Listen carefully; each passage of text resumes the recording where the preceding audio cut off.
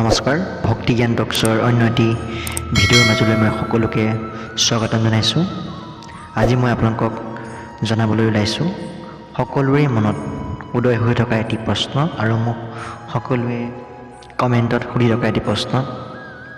এই প্ৰশ্নটি হৈছে, পৃথিৱীত ভগৱানে বেয়া অপকৰ্ম আৰু আনৰ অপকাৰ, আনৰ অহিত চিন্তা কৰা মানুহবোৰক ইমান দিন ভগৱানে কিয় জীয়াই ৰাখে, আৰু ভাল মানুহবোৰক ভগৱানে আমাৰ মাজৰ পৰা কিয় সোনকালে আঁতৰাই নিয়ে? এই প্ৰশ্নটি অতি গভীৰ। যেতিয়া আমি দেখোঁ যে অপকাৰী লোকবোৰ সুবিধাৰে জীয়াই আছে আৰু ভাল লোকবোৰ অকালতে আমাক এৰি গুচি যায়, তেতিয়া ঈশ্বৰ বা নিয়তিৰ ওপৰত প্ৰশ্ন যিটো উঠে সেইটো আমাৰ স্বাভাৱিক। এই বিষয়টো কেইবাটাও দৃষ্টিকোণৰ পৰা চাব পাৰি। ধৈৰ্য আৰু পৰীক্ষাৰ পৰা। অনেক ধৰ্মীয় আৰু দাৰ্শনিক মত অনুসৰি বেয়া লোকবোৰক তৎক্ষণাত শাস্তি নিদিয়াটো ঈশ্বৰৰ এক পৰীক্ষা। তেওঁলোকক হয়তো নিজৰ কৰ্মৰ ফলাফল ভোগ কৰিবলৈ আৰু সময় দিয়া হৈছে, যাতে তেওঁলোকে সংশোধনৰ সুযোগ পায়। কিন্তু যদি তেওঁলোকে সংশোধন নকৰে, তেন্তে তেওঁলোকৰ পতন অনিবাৰ্য হয়। আনহাতে ভাল লোকবোৰৰ সোনকালে মাতি লোৱাটো ঈশ্বৰৰ মৰম বুলি কোৱা হয়। তেওঁলোকক এই পৃথিৱীৰ কষ্ট, যন্ত্ৰণা আৰু পাপৰ পৰা ৰক্ষা কৰি এটা শান্তিপূৰ্ণ ঠাইলৈ লৈ যোৱা হয়। কৰ্মৰ ফল। হিন্দু আৰু বুদ্ধ দৰ্শন মতে জীৱন মৃত্যু কেৱল এটা জন্মৰ ওপৰত নিৰ্ভৰ নকৰে। বেয়া লোকবোৰ হয়তো আগৰ জন্মৰ ভাল কৰ্মৰ ফল এতিয়া ভোগ কৰি আছে, কিন্তু তেওঁলোকৰ বৰ্তমানৰ বেয়া কৰ্মৰ ফল তেওঁলোকে ভৱিষ্যতে বা পৰৱৰ্তী জন্মত অৱশ্যে ভোগ কৰিব লাগিব। একেদৰে ভাল লোকবোৰে হয়তো আগৰ কৰ্মৰ ফলস্বৰূপে সোনকালে মুক্তি লাভ কৰিছে। প্ৰকৃতিৰ নিয়ম আৰু যাদৃচ্ছিকতা। বৈজ্ঞানিক দৃষ্টিকোণৰ পৰা চালে জীৱন আৰু মৃত্যু বহুতো জৈৱিক, পৰিৱেশগত আৰু দুৰ্ঘটনাজনিত কাৰকৰ ওপৰত নিৰ্ভৰ কৰে। ইয়াত ভাল বা বেয়া হোৱাটোৱেই পোনপটীয়াকৈ আয়ুসকাল নিৰ্ধাৰণ নকৰে। কেতিয়াবা দুৰ্ভাগ্যজনক দুৰ্ঘটনা বা ৰোগে যিকোনো লোককে আক্ৰমণ কৰিব পাৰে। এইটো প্ৰকৃতিৰ এক কঠিন বাস্তৱতা। ভাল লোকৰ অমৰত্ব। যিসকল ভাল লোকে আমাক এৰি গুচি যায়, তেওঁলোকৰ শাৰীৰিক উপস্থিতি নাথাকিলেও তেওঁলোকৰ কৰ্ম, শিক্ষা আৰু স্মৃতি চিৰকাল জীয়াই থাকে।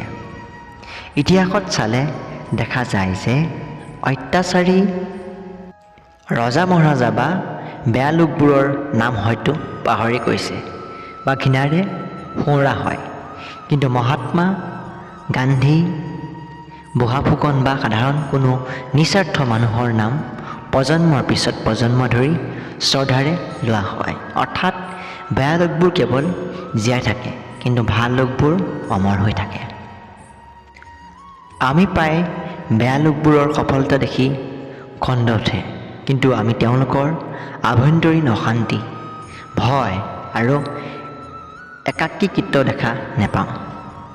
আনহাতে ভাল লোকবোৰে অকালতে গুচি গ'লেও তেওঁলোকে জীয়াই থকা অলপ সময়খিনিত বহুতৰ জীৱনত পোহৰ বিয়পাই যায়। পৃথিৱীখন সম্পূৰ্ণ ন্যায়পৰায়ণ নহ'ব পাৰে, কিন্তু প্ৰতিটো কৰ্মৰ এক প্ৰতিক্ৰিয়া আছে। ভাল লোকবোৰৰ অকাল মৃত্যুৱে আমাক শোকাতুৰ কৰে, কিন্তু তেওঁলোকৰ জীৱন দৰ্শনে আমাক আগবাঢ়ি যোৱাৰ শক্তি দিয়ে। বেয়া লোকবোৰৰ দীৰ্ঘায়ুৱে প্ৰমাণ নকৰে যে তেওঁলোক জয়ী হৈছে, বৰঞ্চ ই প্ৰমাণ কৰে যে পৃথিৱীখনত সংশোধনৰ বাবে সময় আছে আৰু শেষত সত্যৰে জয় হয়।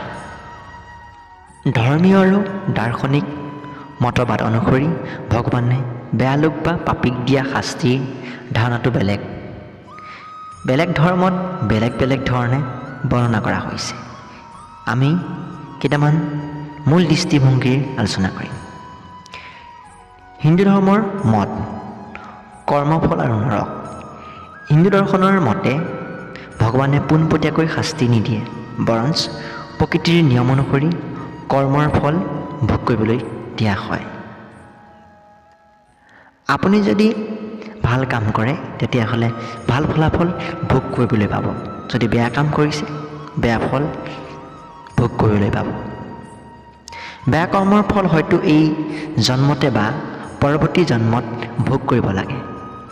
মৃত্যুৰ পিছত আত্মাই যমলৈ যায় আৰু তাত চিত্ৰগুপ্তই জীৱনকালৰ কৰ্মৰ হিচাপ ৰাখে। পাপ কৰ্মৰ বাবে আত্মাই বিভিন্ন নৰক যেনে ৰৌৰৱ, কুম্ভিপাক আদি ভোগ কৰিবলগীয়া হয়, য'ত পূৰ্ণজন্ম পাপৰ অনুপাতত শাস্তি ভোগ কৰাৰ পিছত আত্মাই নিম্ন স্তৰৰ জীৱন বা কষ্টদায়ক পৰিস্থিতিত পুনৰ্জন্ম লাভ কৰিব পাৰে। বুদ্ধ ধৰ্মৰ মত বুদ্ধ দৰ্শনতো কৰ্ম আৰু পুনৰ্জন্মৰ ওপৰত গুৰুত্ব দিয়া হয়। বেয়া কৰ্মই নেতিবাচক কৰ্মফল উৎপন্ন কৰে, যিয়ে ভৱিষ্যতে দুখ কষ্টৰ সৃষ্টি কৰে। মৃত্যুৰ পিছত আত্মাই নিম্ন গতি যেনে প্ৰেত, ত্ৰিজগ যোনি লাভ কৰিব পাৰে, য'ত তেওঁলোকে মানসিক আৰু শাৰীৰিক যন্ত্ৰণা ভোগ কৰে। চূড়ান্ত লক্ষ্য হৈছে এই কৰ্মৰ চক্ৰৰ পৰা মুক্তি লাভ কৰাৰ। সাধাৰণ দাৰ্শনিক দৃষ্টিভংগী ধৰ্মীয় বিশ্বাসৰ বাহিৰতো কেইটামান গুৰুত্বপূৰ্ণ কথা আছে। অন্তৰৰ শাস্তি বেয়া লোকে বাহ্যিকভাৱে সুখী যেন লাগিলেও তেওঁলোকৰ অন্তৰত সদায় ভয়, সন্দেহ, অপৰাধবোধ আৰু অশান্তি থাকে। এই মানসিক যন্ত্ৰণাই এক প্ৰকাৰৰ শাস্তি।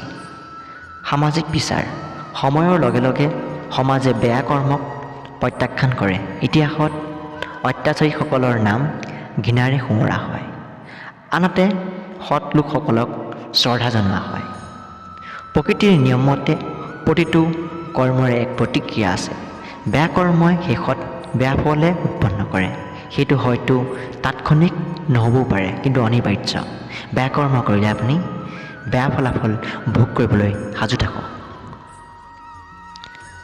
ভগৱানে শাস্তি দিয়াৰ পদ্ধতি হয়তো আমি তৎক্ষণাত বুজিব নোৱাৰোঁ, কিন্তু প্ৰায় সকলো বিশ্বাসতে এটাই কথা স্পষ্ট, ন্যায় জয় হয়। শাস্তি দিয়াটো ভগৱানৰ হাতত। আমাৰ কৰ্তব্য হৈছে নিজেই সৎ পথত চলা, ধৈৰ্য ধৰা আৰু বিশ্বাস ৰখা যে প্ৰতিটো কৰ্মৰে ফল অৱশ্যম্ভাৱী। সত্যমে জয়তে, সত্যৰ জয় হয়। আপোনাৰ মনত যদি এই বিষয়টো লৈ গভীৰ বেদনা বা প্ৰশ্ন থাকে, তেন্তে ধ্যান, প্ৰাৰ্থনা বা বিশ্বাসৰ মাধ্যমেৰে মনক শান্তি দিবলৈ চেষ্টা কৰক। বন্ধু বান্ধৱীসকল, আপোনালোকৰ মনত উদয় হৈ থকা প্ৰশ্নটিৰ আজি মই উত্তৰ দিলোঁ। যদি এই ভিডিঅ'টোৰ পৰা কিছু কথা শিকিব পাৰিলে আৰু যদি কিছু কথা জানিবলৈ থাকিলে, তেনেহ'লে নিশ্চয়কৈ আমাৰ ভিডিঅ'টোৰ কমেণ্ট বক্সত লিখিব আৰু আমাৰ ভিডিঅ'টো আন 10জন বন্ধু বান্ধৱীৰ মাজলৈ শ্বেয়াৰ কৰি দিব। ধন্যবাদ।